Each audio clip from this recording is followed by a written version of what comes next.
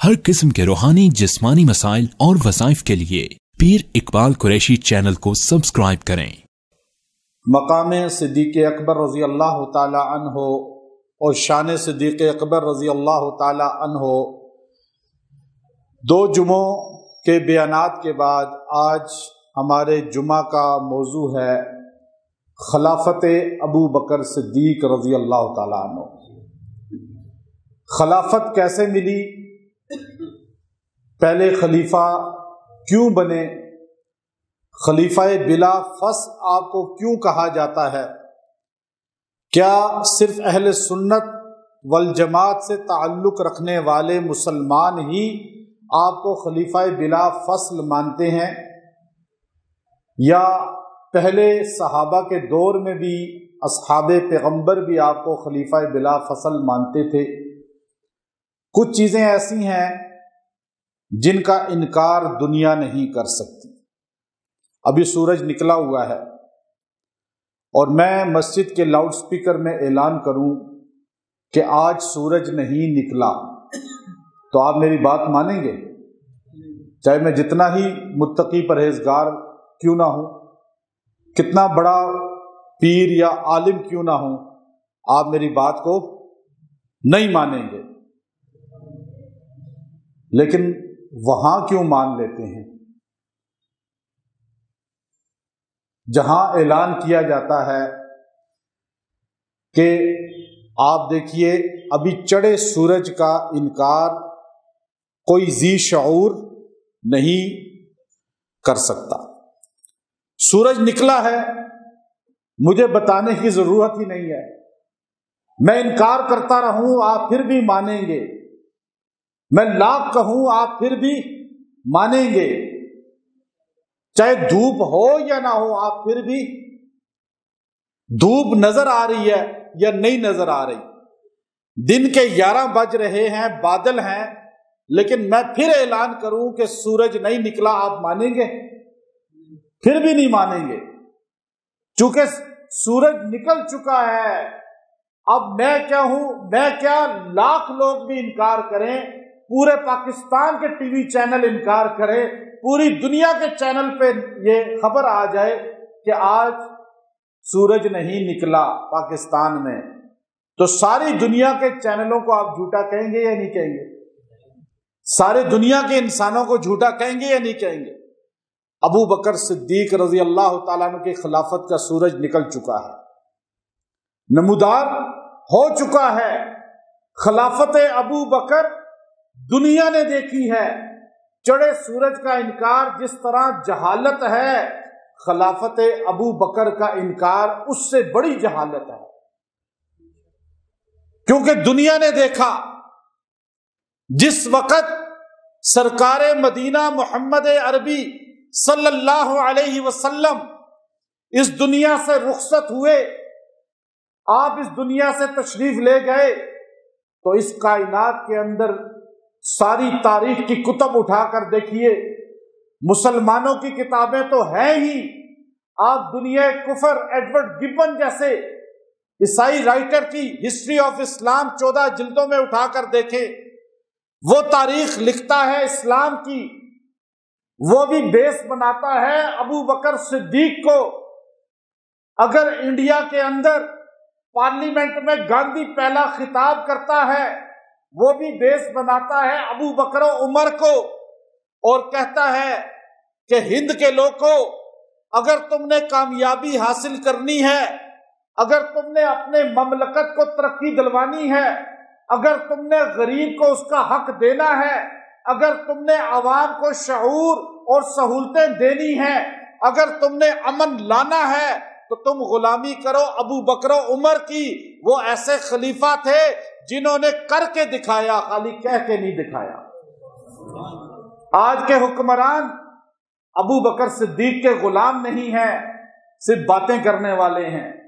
अबू बकर जिनके मुताल्लिक तारीख की किताबें उठाएं, अल बिदायत वन निहाया पूरी पढ़कर देखें, हिस्ट्री अबू बकर की जब वहां लिखते हैं, इमाम इब्ने कसीर तबकात अपने साथ को उठाकर देखें, आपको इन खास 2 किताबों में जब मिलेगा कि जब मक्का मुकरमा جب نبی صلی اللہ علیہ وسلم مدینہ منورہ سے جہاں سے رخصت ہوئے، وصال فرمایا، تو حال یہ تھا کہ اس وقت تک جو ہے اسلام حجاز کی پوری پٹی میں پھیل چکا تھا، لیکن یہاں حضور کا وصال ہوتا ہے، وہاں 1,00,000 سے زیادہ انسان جو ریاض کے شہر کے اندر رہنے والے تھے، اور وہ آپ کا کلمہ چھوڑ دیتے ہیں، مسلمہ کذاب کے ہاتھ پہ بیعت کر کے ختم نبوت کا انکار کر بیٹھتے ہیں، اور مسلمہ کذاب کو حضور کے بعد نبی مان جاتے ہیں۔ جب وہاں 1,00,000 بندہ اسلام سے نکل جاتا ہے، وہ کافر ہو جاتا ہے، تو ادھر ہی عرب کے ارد گرد کے قبائل رہنے والے وہ ہاتھ کھڑے کر دیتے ہیں، تلواریں نکال لیتے ہیں، کہتے ہیں ابو بکر آپ خلیفہ بن گئے، لیکن ہم حضور کے زمانے میں زکوٰۃ دیتے تھے، وہ حضور کے ساتھ حکم تھا، حضور چلے گئے، حکم چلا گیا، اب ہم نماز پڑھیں گے، قرآن پڑھیں گے، رمضان کے روزے رکھیں گے، حج کریں گے، ساری عبادات کریں گے، لیکن زکوٰۃ نہیں دیں گے، ہمیں زکوٰۃ معاف کی جائے، زکوٰۃ کا ہمارے مذہب میں تعلق نہیں ہے، ہمیں وہ مذہب چاہیے۔ ابو بکر صدیق نے دیکھا کہ مکہ مدینہ حجاز کا چھوٹا سا علاقہ کے علاوہ یہاں قرآن کہتا ہے اذا جاء نصر اللہ والفتح ورأیت الناس یدخلون فی دین اللہ افواجا، یدخلون، یہ حضور کی زندگی کے آخری لمحوں میں آیت اتری تھی، سورہ اتری تھی۔ اللہ نے فرمایا میرے پیغمبر جس دین کے لیے آپ نے تکلیفیں کاٹی، طائف کے پتھر کھائے، آپ نے مدینہ کی گلیوں میں، مکہ کی گلیوں میں تکالیف اٹھائیں، وہ دین جس کے لیے آپ نے صعوبتیں برداشت کی، آج آپ دیکھ لیں یدخلون فی دین اللہ افواجا، کہ ہر طرف سے جماعتوں کی جماعتیں اسلام میں داخل ہو رہی ہیں، کلمہ پڑھ رہی ہیں۔ کبھی آپ ایک قبیلے کو کلمہ پڑھا رہے ہیں، کبھی دوسرے قبیلے کو کلمہ پڑھا رہے ہیں، لیکن جب حضور دنیا سے چلے گئے ابھی چند مہینے بھی نہیں گزرے تھے، یخرجون من دون اللہ افواجا، ایک جماعتوں کی جماعتیں اسلام سے نکلنا شروع ہو گئیں، اسلام کو چھوڑنا شروع ہو گئیں، اور یہ وہ لوگ تھے جو دور سے مسلمان ہوئے تھے، جنہوں نے صحبت رسول اختیار نہیں کی تھی۔ آج کا نا آشنا علم سے، صحابیت کے مقام سے وہ سمجھتا ہے کہ شاید وہ صحابہ دین چھوڑ چکے تھے، اسلام چھوڑ چکے تھے۔ صحابہ کی تعداد 1.25 کے قریب ہے۔ صحابہ کا معیار کیا ہے؟ صحابی اس کو کہا جاتا ہے جو رسول اللہ کو ایمان کی حالت میں دیکھے اور ایمان کی حالت میں دنیا سے چلا جائے۔ یہ وہ لوگ تھے جو دور دراز میں رہنے والے تھے، سفر نہیں کر سکتے تھے، آ نہیں سکتے تھے کسی کی دعوت پہ، صحابہ کی دعوت پہ یہ اسلام میں داخل ہوئے۔ ان کا سردار آیا، مدینے میں حضور سے کلمہ پڑھ کے بیعت کر کے چلا گیا۔ کوئی ایک بندہ آیا، وہ بیعت کر کے چلا گیا، اس نے جا کے تبلیغ کی، پورا قبیلہ مسلمان ہو گیا۔ اس طرح یہ قبائل کے قبائل مسلمان ہوتے چلے گئے، لیکن جب حضور دنیا سے چلے گئے ان سب نے انکار کر دیا اور کھڑے ہو کر کہا یا لڑیں گے یا زکوٰۃ معاف کر دو۔ ادھر 1,00,000 بندہ جو ہے وہ کھڑا ہو کے کہنے لگا مسلمہ حضور کے بعد نبی ہے، ختم نبوت کا انکار ہو گیا، زکوٰۃ کا انکار ہو گیا۔ اب اسلام والے تھوڑے سے بچ گئے، تھوڑے سے رہ گئے ہیں۔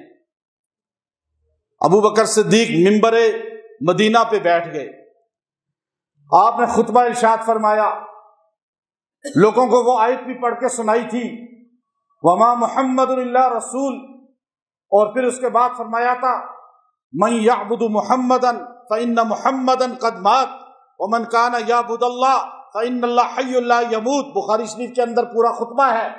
آپ نے فرمایا لوگوں، ادھر مسلمہ سر اٹھا رہا ہے، ادھر منکرین زکوٰۃ ہیں، یہاں جیش اسامہ بن زید تیار ہے، اب بتاؤ میں کیا کروں؟ صحابہ نے کہا اسامہ بن زید کا لشکر روک لیں، ان کو غسانیوں کی طرف سرکار دو عالم نے بھیجا تھا، لیکن آپ بھی اس میں شامل تھے، عمر بھی شامل تھے، عبد الرحمن بھی شامل تھے، اس میں بڑے بڑے جلیل القدر بدری صحابہ شامل تھے، کہ اس لشکر کو روک لیں۔ ابو بکر صدیق ایسے عاشق رسول تھے کہ آج ہم سنت رسول چھوڑ رہے ہیں، حضور کی اداؤں کو چھوڑ دیتے ہیں، حضور کے طریقے کو نظر انداز کر دیتے ہیں۔ ابو بکر جیسا انسان جو خلیفہ تھا جس کے پاس خلافت اتنی بڑی تھی، 11 لاکھ مربع میل، پاکستان سے 4 گنا بڑے خطے پر پھر بھی حکومت تھی، اور وہ امیر المومنین خلیفہ رسول منبر مدینہ پہ بیٹھ کر کہنے لگے کہ جس لشکر کو مدینے کے سرکار نے بھیجا میں اس کو کیسے روک سکتا ہوں؟ محمد عربی کہیں جاؤ اور میں ابو بکر کہوں کہ رک جاؤ، میں حضور کی فرمان کی خلاف ورزی کروں؟ کل حضور کو چہرہ کیا دکھاؤں گا؟ آج کا مسلمان تو سوچتا ہی نہیں، آج تو خیال ہی نہیں، تصور ہی نہیں۔ ابو بکر نے فرمایا جیش اسامہ جائے گا۔ صحابہ نے پیر پکڑ لیے، ابو بکر ٹھیک ہے لیکن آپ اور عمر نہ جائیں، باقی چلے جائیں۔ آپ نے کہا ٹھیک ہے اسامہ بن زید تم چلے جاؤ، لشکر لے کے نکل جاؤ۔ اسامہ چلے گئے کہ اب مسلمہ کذاب ہے اور منکرین زکوٰۃ ہیں، اسی لیے انس بن مالک خادم رسول 10 سال رسول اللہ کی خدمت کرنے والا ایسا عظیم انسان جس نے ہمارے نبی کو ایک بار بھی وضو کرایا، ہم تو اس کو اپنے سروں کا تاج سمجھتے ہیں، اور جس نے 10 سال حضور کی نوکری کی، اور آج حضور کے سارے نوکر امت کے لوگ اس نوکر پہ فخر کرتے ہیں یا نہیں؟ ہم تو اسی لیے کہتے ہیں ہم صحابہ کے نوکر ہیں، صحابہ کے غلاموں کے غلام ہیں، کیونکہ انہوں نے رسول اللہ کی نوکری کر کے امت کو کچھ سکھایا ہے۔ اب وہ انس بن مالک کہنے لگے اس سارے فیصلے کے بعد آپ نے فرمایا کہ لولا ابی بکر لعبد اللہ، اگر ابو بکر نہ ہوتے اللہ کی قسم دین ختم ہو جاتا، سنیت ختم ہو جاتی، اسلام ختم ہو جاتا۔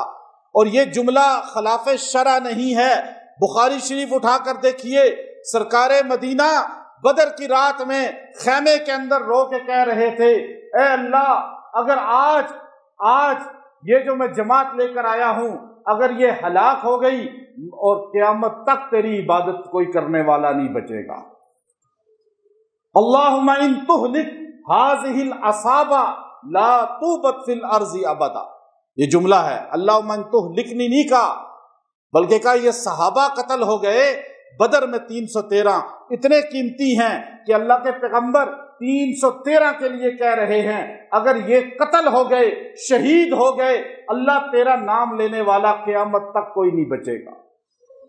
تو آج نام لینے والے کس کی وجہ سے ہیں؟ سارے بولیں کس کی وجہ سے ہیں؟ صحابہ ہیں تو دین ہے، صحابہ نہیں ہے تو دین نہیں۔ اور پھر امام الصحابہ جرنیل صحابہ جانشین پیغمبر خطیب مدینہ خطیب صحابہ پہلا امت کا حضور کے بعد خطیب، حج کا پہلا خطبہ دینے والا، حضور نے پہلے حج کا خطبہ ابو بکر صدیق سے دلوایا۔ آج وہ ابو بکر صدیق فرمانے لگے کہ مسلمہ کے لیے بھی لشکر جائے، میں نبوت کے لیے تو ہماری زندگیاں حاضر ہیں۔ پہلا اجماعی عقیدہ ختم نبوت کے لیے ابو بکر صدیق کا تھا فیصلہ۔ فرمایا مسلمہ کذاب حضور کی نبوت میں شریک بن رہا ہے، ہم تو اسے محبت میں شریک نہیں کر سکتے۔ کہا نکل جاؤ، جان چلی جائے لیکن ختم نبوت کا دفاع کرنا ہے۔ 500 صحابہ، میں اس جگہ پہ کئی بار گیا ہوں، قبروں پہ گیا ہوں، یمامہ کی لڑائی کی جگہ پہ قبریں ہیں صحابہ کی، وہاں کھڑے ہو کے انسان کو ایک عجیب کیفیت بنتی ہے جہاں صحابہ اکرام 700 کی تعداد میں شہید ہیں، 700 حفاظ شہید ہوئے تھے۔ اس کے بعد قرآن پاک کو کتابی شکل میں جمع کیا گیا کہ کہیں قرآن پاک غیر محفوظ نہ ہو جائے۔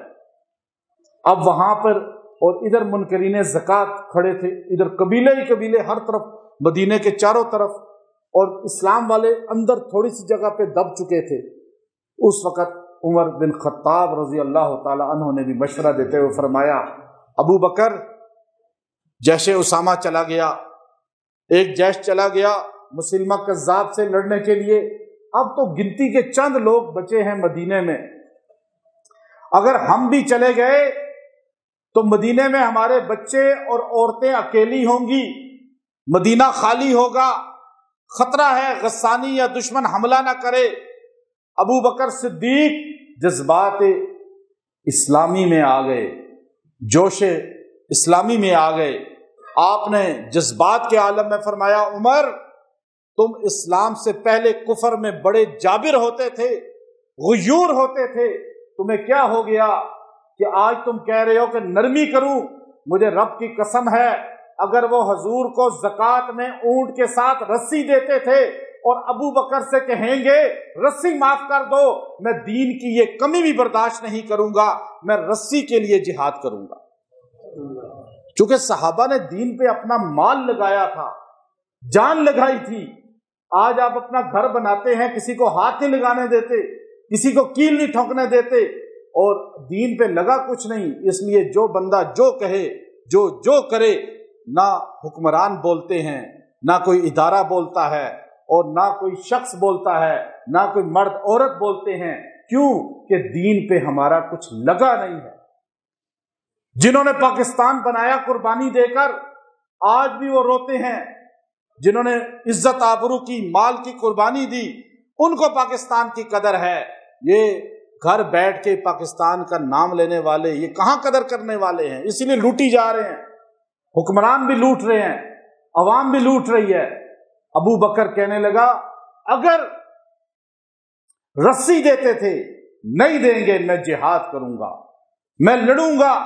ایک صحابی بولے، بچیاں ہیں، عورتیں ہیں، امہات المومنات ہیں، مدینہ خالی ہو جائے گا۔ امام سیوطی رحمت اللہ علیہ نے لکھا، ابو بکر صدیق ایک دم جذبات میں فرمانے لگے کہ میں منکرین زکوٰۃ سے لڑنے کے لیے خود جاؤں گا، اگر تم نہیں بھی جاؤ گے میں اکیلا جاؤں گا، میں برداشت نہیں کر سکتا کوئی زکوٰۃ کا انکار کرے اور اپنے آپ کو مسلمان کہے، میں لڑوں گا، یا وہ توبہ کر لے یا وہ اپنے جو ہے پہنچ جائے جو اس کا انجام ہے۔ اور آپ نے فرمایا، عمر، صحابہ سن لو، اگر مدینہ منورہ میں قتل عام بھی ہو جائے، ازواج مطہرات شہید بھی ہو جائیں، اور جانور آ کے ہماری بچوں کی جسموں کو نوچیں اور کوئی اٹھانے والا نہ ہو، میں پھر بھی برداشت کر لوں گا، لیکن میں دین میں کمی برداشت نہیں کروں گا۔ ابو بکر جب کھڑے ہوئے، تلوار اٹھائی، تو صحابہ کہاں رہ سکتے تھے؟ جس کو مصلی رسول اللہ نے دیا تھا، جس کو رسول اللہ نے اپنا، عجیب بات ہے، جب مدینہ آپ گئے، میں نے پچھلے جمعے واقعہ سنایا تھا، چادر آپ نے تان دی تھی حضور پر، چادر آپ نے یوں اوپر تانی۔ شاہ ولی اللہ فرماتے ہیں، ابو بکر نے مدینے میں حضور پر پہلے سایہ کیا دھوپ سے، اور حضور نے اس وقت دعا دی، ابو بکر تو نے آج دھوپ، مدینے میں دھوپ مجھ پہ نہ پڑے، تو نے سایہ کیا، تیرے پہ میرے گنبد کا قیامت تک سایہ رہے گا۔ آج بھی ان کی قبر پہ حضور کے گنبد کا سایہ ہے، جس گنبد کو دیکھ کے ایمان تازہ ہوتا ہے، گنبد خضرا کو۔ تو ابو بکر صدیق کھڑے ہوئے، پھر دیکھیے مسلمہ بھی جہنم کو پہنچا، منکرین زکوٰۃ بھی سارے کے سارے طائب ہوئے، اور پھر ابو بکر صدیق کی خلافت آگے بڑھی، اسلام تقویت پکڑا، اور پھر اسلام آگے عجم تک پہنچنا شروع ہوا۔ تو یہ کمال ہے ابو بکر صدیق کی خلافت کا۔ پھر خلیفہ بلا فصل کیوں ہیں؟ آپ انکار کرتے ہیں خلیفہ بلا فصل ہونے پر، آپ اعتراض کرتے ہیں کہ خود خلیفہ بنے۔ اب حضور علیہ السلام کا انتقال ہوا، وصال کی خبر مشہور ہوئی، تو آپ علیہ السلام کو تدفین میں مشغول تھے، تو آپ کو پتہ چلا کہ کچھ لوگ بنی ثقیفہ میں بیٹھ کر پلاننگ کر رہے ہیں۔ اب ہر جگہ ایسے ہوتا ہے، برادریاں ہوتی ہیں، اس وقت تو قبائلی سسٹم تھا بہت مضبوط۔ تو ایک جو انصار مدینہ تھے، انہیں سعد رضی اللہ تعالیٰ عنہ بن عبادہ کو وہاں بٹھا کر کہا کہ آپ ہمارے امیر بن جائیں، ہم آپ کے ہاتھ پہ بیعت کرتے ہیں۔ 2 امیر ہوں گے، ایک مہاجرین میں سے ایک انصار میں سے، تو آپ ہمارے انصاریوں کے امیر ہوں گے اور ابو بکر وہ امیر ہوں گے مہاجرین کے۔ اس طرح 2 بندے شورا کے تحت نظام چلائیں گے۔ اب یہ شورا کا فیصلہ کر رہے تھے، وہاں چند لوگ یا ابو بکر صدیق کو خبر مل گئی، ایک بندے نے آ کے بتایا، آپ نے عبد الرحمن بن عوف اور عمر بن خطاب رضی اللہ عنہ کو ساتھ لیا اور یہ سوچا کہ وہاں جا کے ان کو منتشر کریں، ان کو کہیں بھائی آ جاؤ ادھر، پہلے مشورے کے ساتھ ہوگا۔ وہاں پہنچے، آپ کو پتہ چلا کہ بیعت ہونے والی تھی، لیکن آپ کے پہنچتے ہی ابو بکر کو دیکھ کر سارے صحابہ خاموش ہو گئے، مقام سمجھتے تھے آپ کو۔ اب آپ نے وہاں پہ کہا بھائی 2 امیر تو یہ بہت بڑا نقصان ہے، ایک امیر کوئی بنا لو، لیکن حضور نے فرمایا تھا الائمۃ من قریش، جو بعد میں امیر ہوں گے وہ قریش قبیلے سے ہوں گے۔ اب یہ قبیلہ قریش سے نہیں جائے گی، خلافت اسی میں رہے گی، یہ فرمان رسول ہے۔ اب یہ بات آپ نے کہی، کہا یہ عبد الرحمن ان کے ہاتھ پہ بیعت کر لو، یہ عمر ان کے ہاتھ پہ بیعت کر لو۔ حضرت سعد نے کہا بالکل ایسا ہی ہے۔ عبد الرحمن بن عوف سمجھ گئے کہ اب یہ ابو بکر ہمارا کہہ رہے ہیں۔ عبد الرحمن بن عوف نے ایک دم ابو بکر صدیق کا ہاتھ پکڑا اور کہا ہم بیعت کرتے ہیں آپ کے ہاتھ پہ، اور عمر بن خطاب نے اپنا ہاتھ رکھ دیا، حضرت سعد نے اپنا ہاتھ رکھ دیا، سارے انصار نے اپنا ہاتھ رکھ دیا۔ یہ بیعت بنی ثقیفہ میں ہو گئی، نہ پلاننگ تھی بلکہ فتنے کو ختم کرنے کے لیے ابو بکر گئے تھے اور بیعت ہو گئی۔ اور ہمیشہ جب کوئی بڑا بندہ فوت ہوتا ہے تو اس کی وفات ہوتے ہی اس کی تدفین سے پہلے اس کا خلیفہ جانشین منتخب کیا جاتا ہے۔ ایسا ہوتا ہی نہیں ہوتا۔ آج کوئی عالم فوت ہو جائے، کوئی شیخ، کوئی سجادہ نشین، کوئی درگاہ والا فوت ہو جائے تو اس کی انتقال کے بعد تدفین سے پہلے اس کا جانشین منتخب ہوتا ہے۔ یہ خلاف شرع سنیت ایسے ہی کرتی آئی ہے۔ کیوں کہ ہم نے ابو بکر صدیق سے سیکھا ہے اور یہی انصاف کا تقاضا ہے۔ اب ابو بکر صدیق رضی اللہ تعالیٰ کو مسلح کس نے دیا؟ وہاں اللہ نے اپنے آدم علیہ السلام کی خلافت کو منوایا۔ وَإِذْ قَالَ رَبُّكَ لِلْمَلَائِكَةِ إِنِّي جَاعِلٌ فِي الْأَرْضِ، اللہ نے کیا کہا؟ اے فرشتوں، میں زمین پر اپنا کیا بنانے لگا ہوں؟ خلیفہ۔ اللہ کا خلیفہ کون تھے؟ آدم علیہ السلام۔ اللہ نے کیسے منوایا؟ آدم کو آگے کھڑا کیا، جیسے کعبہ سامنے ہوتا ہے۔ سجدہ آپ کعبے کو کرتے ہیں یا اللہ کو کرتے ہیں؟ دنیا کا کوئی فرد یہ نہ سمجھے کہ مسلمان کعبے کے پجاری ہیں، یہ پتھر کو سجدہ کرتے ہیں، یہ کعبے کو سجدہ کرتے ہیں۔ ہم کعبے کو نہ حاجت روا مانتے ہیں، نہ مشکل کشا مانتے ہیں، نہ بگڑیاں بنانے والا مانتے ہیں، نہ دستگیر مانتے ہیں۔ مانتا ہے کوئی کعبے کو مشکلیں حل کرنے والا سمجھتا ہے؟ کیوں؟ کعبے کو ہاتھ ہمارے نبی نے لگایا، کعبے کا طواف ہمارے نبی نے کیا، کعبے پر اللہ کی تجلیات کا ہمارے نبی نے بتایا، اس لیے ہم کعبے کو متبرک سمجھتے ہیں۔ لیکن حاجت روا کون ہے؟ مشکل کشا کون ہے؟ پریشانیاں دور کرنے والا کون ہے؟ کعبے کی طرف ہمارا منہ ہوتا ہے، چونکہ جہت ہمیں اللہ نے دی ہے۔ وَلِلَّهِ الْمَشْرِقُ وَالْمَغْرِبُ، جدھر بھی مڑو گے اللہ ہی ہوگا۔ لیکن اللہ نے کہا توجہ اپنی مبذول کر لو۔ لیکن دنیا کفر بتوں کو حاجت روا سمجھتی ہے، قبر کو حاجت روا سمجھتی ہے، مسلمان کعبے کو حاجت روا۔ بس یہ فرق ہے۔ وہاں آدم سامنے تھے، یہاں کعبہ سامنے ہے۔ وہاں قبلہ آدم تھے، یہاں قبلہ بیت اللہ ہے۔ وہاں فرشتوں کو سجدے کا حکم ہوا، یہاں ہمیں سجدے کا حکم ہوا۔ وہ سجدہ بھی اللہ کو، یہ سجدہ بھی۔ وہاں سامنے آدم، یہاں سامنے بیت اللہ۔ اب بتائیں، فرشتوں نے سجدہ آدم کو کیا لیکن سجدہ اللہ کا تھا۔ اب اللہ نے آدم کو سامنے کھڑا کر دیا، کہا اسجد سجدہ کرو۔ سارے فرشتوں نے سجدہ کیا اور اللہ نے اپنی خلافت آدم کی منوانے کے لیے فرشتوں کو پیچھے اور آدم کو آگے کھڑا کر دیا۔ اب حضور نے اپنا خلیفہ منوایا اسی سنت سے۔ حضور نے 23 سال میں ہر جگہ ابو بکر صدیق کو آزمایا، اور پھر خلافت منتقل کرنا تھی۔ حضور اپنی زبان سے نہیں کہتے تھے۔ بخاری شریف اٹھائیں، مسلم شریف میں پوری روایت ہے۔ حضرت عباس نے کہا بیٹا علی، آپ حضور سے لکھوا لو کہ میرے بعد خلیفہ علی ہوگا یا اہل بیت ہوں گے یا بنو ہاشم ہوں گے۔ مسلم شریف کے الفاظ بڑے سخت ہیں، بخاری شریف میں بھی الفاظ آئے ہیں۔ علی المرتضیٰ کرم اللہ وجہہ نے فرمایا، عباس میرے چچا، میں جان بھی چلی جائے میں حضور سے نہیں پوچھوں گا۔ ابھی حضور علیہ الصلوۃ والسلام کی حالت ایسی نہیں ہے کہ آپ سے زیادہ بات کی جائے، لیکن اگر میں نے حضور سے کہا یا رسول اللہ اہل بیت آل عباس یا بنی ہاشم ان کے متعلق آپ لکھ دیں یا بول دیں کہ خلافت آپ کے بعد ان کو ملنی چاہیے، حضور نے اگر کہہ دیا لا تو قیامت تک ہمارا کوئی خلیفہ نہیں بن سکے گا۔ ابھی چھوڑ دیں اس بات کو۔ اب علی المرتضیٰ فرمانے لگے، جب حضور نے کہا نا سیدہ عائشہ کو مرو ابا بکر فلیصلی بالناس، اور صحابہ بیٹھے ہوئے تھے ایسے، حجرہ مبارک روضہ رسول والی جگہ تھا، اور حجرہ کس کا تھا؟ وہ حضرت عائشہ صدیقہ رضی اللہ تعالیٰ عنہ کا، اور نمازی باہر بیٹھے تھے۔ آج جہاں پہ ریاض الجنہ ہے اور اس سے آگے تھوڑی سی اور جگہ یہ پرانی مسجد ہے، تھوڑی سی، وہ لکھا ہوا ہے ستونوں پہ۔ اب اس جگہ پہ نمازی بیٹھے ہوئے، عشاء کی نماز ہو رہی ہے، وقت گزر رہا ہے، یہاں تک کہ آدھی رات بیت گئی۔ حضور نے فرمایا مرو ابا بکر فلیصلی بالناس۔ وہ نمازی الحمدللہ آپ لوگوں میں بھی کچھ صفات ان کی ہیں جو آپ جمعے میں جلدی تنگ تو نہیں آتے نا۔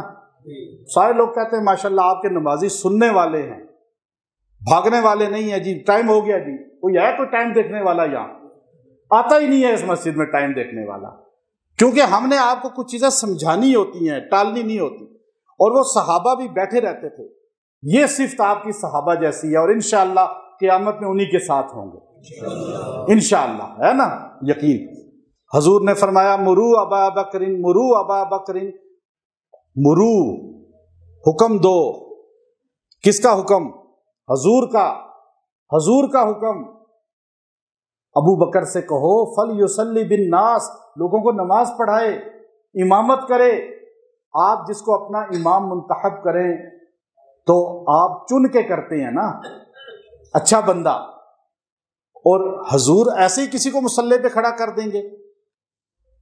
اور حضور کو کون کہتا ہے وما ینطق عن الہوا؟ حضور اپنی آپ سے تو بولتے ہی نہیں ہیں، حضور وہ بولتے ہیں جو رب آپ کو کہتا ہے۔ اب مرو ابا بکر، ابو بکر سے کہیں انا ابی رقیق القلب یا رسول اللہ۔ عائشہ نہیں اٹھی، پھر حضور نے فرمایا نہیں اٹھی، کہا کہتی کیوں نہیں؟ کہا یا رسول اللہ میرے ابا بہت نرم دل ہیں، وہ آپ کے مصلی پہ کیسے کھڑے ہوں گے؟ وہ تو رو پڑیں گے، بے ہوش ہو جائیں گے، آپ کی جدائی کا تو سوچ ہی نہیں سکتے۔ ساری زندگی حضور کے ساتھ رہے، 18 سال سے لے کر 61 سال تک حضور کا ساتھ رہا، اور اتنا ساتھ جس نے، اور آج بھی ساتھ، اللہ نے اس ساتھ کی وجہ سے ساتھ رکھا۔ تو کہا میرا ابا بہت نرم دل ہے یا رسول اللہ، آپ کسی اور کا کہہ دیں۔ پھر حضور نے فرمایا تیسری مرتبہ مرو ابا بکر فلیصلی بالناس، پھر آپ نے فرمایا انا ابی رقیق القلب یا رسول اللہ، تو میرے ابا بہت نرم دل ہے یا رسول اللہ۔ عمر سے کہہ دیں، مولا علی سے کہہ دیں، مولا عثمان سے کہہ دیں، یا اور صحابہ میں سے کسی کا کہہ دیں۔ حضور لیٹے ہوئے تھے، نقاہت تھی، اور آپ علیہ الصلوۃ والسلام زیادہ ہل نہیں سکتے تھے، اور آپ علیہ السلام نے جس بات میں آپ نے ہاتھ اوپر کر کے فرمایا عائشہ عرش والا ابو بکر کے علاوہ اور فرش والے بھی کسی کو پسند نہیں کرتے، کہو ابو بکر سے۔ عائشہ فرماتی ہیں میں نے جب ابو بکر صدیق سے فرمایا تو آپ رو پڑے، لیکن حکم رسول تھا۔ جب مصلی پہ کھڑے ہوئے اور آپ نے تلاوت شروع کی تو حضور علیہ السلام حضرت علی رضی اللہ تعالیٰ عنہ، حضرت عباس رضی اللہ تعالیٰ عنہ کا سہارا لے کر، اس طرح جو ہے بخاری کے اندر پوری حدیث ہے، یوں سہارا لیا اور کہا میں اپنی امت کے امام کو دیکھوں۔ اب یہ نہیں خالی آرڈر دیا، بلکہ باہر نکلے اور یوں دیکھا کہ نماز پڑھا رہے تھے، اور حضور علیہ الصلوۃ والسلام کو دیکھ کر ابو بکر صدیق ایک دم کانپ اٹھے اور مصلی سے ہلنے لگے۔ حضور نے اشارہ کیا رک جاؤ، پھر حضور ساتھ جا کے کھڑے ہو گئے، بیٹھ گئے۔ حضور امامت کر رہے تھے ابو بکر کی، ابو بکر امامت کر رہے تھے پوری امت کی۔ 17 نمازیں ابو بکر صدیق نے حضور کی زندگی میں پڑھائی ہیں۔ یہ مصلی مدینے کا حضور نے ابو بکر کے حوالے کیا ہے۔ پھر صحابہ نے سوچا جو نماز دین کا سب سے بڑا رکن ہے وہ حضور نے ابو بکر کو دیا، امامت ان کو دی، تو پھر خلافت بھی تو انہی کا حق ہے، چونکہ یہ حضور علیہ السلام نے اللہ کی سنت اختیار کی ہے۔ اللہ نے خلافت آدم کو منوایا اور یہاں رسول اللہ نے خلافت ابو بکر کو۔ جو وہاں منکر آدم ہے، منکر خلیفہ اللہ ہے، وہ بھی راندہ درگاہ ہوا، اور جو منکر خلافت ابو بکر ہوگا وہ بھی راندہ درگاہ ہوگا۔ اس لیے یاد رکھیں ابو بکر صدیق رضی اللہ تعالیٰ عنہ خلیفہ بلا فصل ہیں، خلیفہ بلا فصل ہیں۔ اللہ نے آپ کو ایسے اوصاف دیے تھے، اس لیے اللہ رب العزت ہمیں آپ کی قدر کی توفیق عطا فرمائے۔ ہر چیز میں آپ آگے ہوتے تھے، ہر چیز میں آپ سبقت لے جانے والے تھے۔ ایک مرتبہ نبی صلی اللہ علیہ وسلم نے فرمایا مجھے بتاؤ، فجر کی نماز سے پہلے آپ نے فرمایا مجھے بتاؤ تم میں کوئی آدمی ایسا ہے جو کسی بیمار کی عیادت کر کے آیا ہو؟ اب آپ علیہ الصلوۃ والسلام نے فرمایا، صحابہ پریشان ہو گئے کہ ابھی فجر کی نماز میں لوگ بیٹھے ہوئے ہیں اور ابھی تو نیند سے اٹھ کے آتے ہیں لوگ، ابھی عیادت کون کرے گا؟ حضرت عمر نے کہا کہ میں نے کہا یا رسول اللہ ابھی کون آ سکتا ہے، ابھی تو سارے سوئے آئے ہیں، گھروں سے نکلے ہیں۔ آپ نے فرمایا دیکھو ہوگا کوئی ایسا۔ تھوڑی دیر میں ابو بکر صدیق، جب آپ نے دوبارہ پوچھا تو ابو بکر صدیق نے صدا لگائی، یا رسول اللہ میں بتانا نہیں چاہتا تھا لیکن آپ کے بار بار پوچھنے پہ اب ہاتھ کھڑا کر رہا ہوں کہ میں ابھی گھر سے نکلا تو مجھے رات کو پتا چلا تھا کہ عبد الرحمن بن عوف صحابی بیمار ہیں اور وہ تہجد کے عادی ہیں، رات سو جاتے ہیں جلدی، تہجد کو اٹھ کے پھر فجر تک جاگتے ہیں، تو مجھے اندازہ تھا دوستی بھی ہے، میں ان کے گھر گیا، ان کی عیادت کی اور پھر میں مسجد میں آیا۔ پھر حضور نے فرمایا نماز کے بعد تم میں سے کوئی ہے جس نے کسی غریب پر صدقہ کیا ہو؟ صحابہ پھر حیران کہ اب فجر میں کون صدقہ کر سکتا ہے، صبح فجر میں تو نظر بھی کوئی نہیں آتا، تو لیکن پھر حضور ابو بکر صدیق نے ہاتھ اوپر کیا، میرے بچے کو بھوک لگ گئی تھی نماز سے پہلے، اس کی والدہ نے کھانا بنایا یعنی روٹی بنائی، تو میں روٹی اس کو دینے لگا تو دروازے سے باہر نکل رہا تھا، دستک ہوئی تو میں نے جب دیکھا تو ایک سائل کھڑا تھا پوری رات سردی میں اور وہ انتظار میں تھا کوئی نکلے تو مجھے کھانا کھلائے، پوری رات کا بھوکا تھا، میں نے ایک روٹی اٹھا کر اس کو دے دی۔ حضرت عمر رضی اللہ تعالیٰ عنہ فرمایا کرتے تھے کہ ابو بکر رضی اللہ تعالیٰ عنہ وہ انسان ہیں جن کی کسی نیکی کے کمال کو کوئی نہیں پہنچ سکتا۔ اس لیے حضور نے فرمایا آخری بات، ایک بات کافی ہے ابو بکر صدیق کے لیے، حضور نے فرمایا ابو بکر سب کے احسانات کا بدلہ محمد صلی اللہ علیہ وسلم نے دے دیا، جس نے میرے ساتھ نیکی کی ہے میں نے اس کو صلہ دنیا میں دیا ہے، لیکن ابو بکر واحد انسان ہو جس کی نیکیوں کا صلہ میں محمد نہیں دے سکا، میرا رب دے گا۔ اب آپ دیکھیے قیامت کا دن ہوگا، حضرت حسن بصری رحمت اللہ علیہ فرماتے ہیں اللہ تبارک و تعالی جہنم کو لائیں گے، 70,000 لگامیں ہوں گی، 70,000 فرشتے ایک ایک لگام کو کھینچ رہے ہوں گے۔ جہنم کی ہولناکی کو دیکھ کر اللہ کے پیغمبر، اللہ کے رسول عیسیٰ بن مریم سجدے میں گر جائیں گے، اللہ سے کہیں گے اللہ آج میں اپنی ماں مریم کا سوال بھی نہیں کرتے۔ حضرت ابراہیم علیہ السلام وہ سجدہ میں گر جائیں گے، اللہ سے کہیں گے اللہ میں اپنے باپ آزر کا سوال نہیں کرتا۔ ہر نبی نفسی کہے گا، ہر نبی اپنی جان کی بات کرے گا۔ اس وقت سارے نبی، سارے انسان جب پریشانی میں ہوں گے، حساب کتاب شروع نہیں ہوا ہوگا، ویٹنگ میں ہوں گے، سورج نیچے ہوگا، زمین تپش میں ہوگی، پیاس لگی ہوگی، زبانیں نکل چکی ہوں گی پیاس کی وجہ سے باہر، اس وقت نبی کہیں گے اے محمد صلی اللہ علیہ وسلم آپ اللہ سے یہ سوال کریں، گزارش کریں، اللہ حساب شروع کرے۔ انسان کہیں گے اللہ اے اللہ چاہے ہمارا حساب کر کے دوزخ میں پھینک دے لیکن اس تکلیف سے ہمیں نجات دے، انہیں اگلی تکلیف کا اندازہ نہیں ہوگا۔ اس وقت سارے انسان، سارے نبی اور امتی مل کر حضور سے درخواست کریں گے، حضور اللہ سے درخواست کریں گے، اللہ کے سامنے سجدہ میں جائیں گے، وہ شفاعت کا پہلا سجدہ ہوگا۔ اللہ فرمائیں گے میرے محمد، میرے نبی آپ اپنا سر اٹھائیں، ارفع راسک یا محمد، آپ سر اٹھائیں گے۔ اللہ فرمائے گا ٹھیک ہے، آپ کا میں حساب لوگوں کا شروع کرتا ہوں، آپ بتائیں تو صحیح، آپ کی امت سے آغاز کرتا ہوں، پہلا حساب پیش کریں۔ کس کا حساب ہے؟ جب حضور علیہ السلام کو اللہ یہ فرمائے گا، اللہ کے اس فرمانے پر حضور علیہ السلام ابو بکر صدیق رضی اللہ تعالی عنہ کا نامہ اعمال اللہ کے سامنے پیش کر دیں گے۔ اللہ سے کہیں گے اے اللہ یہ میرے امتی، میرے صدیق ابو بکر کا نامہ اعمال ہے، آغاز کریے یہ پہلا نامہ اعمال سے۔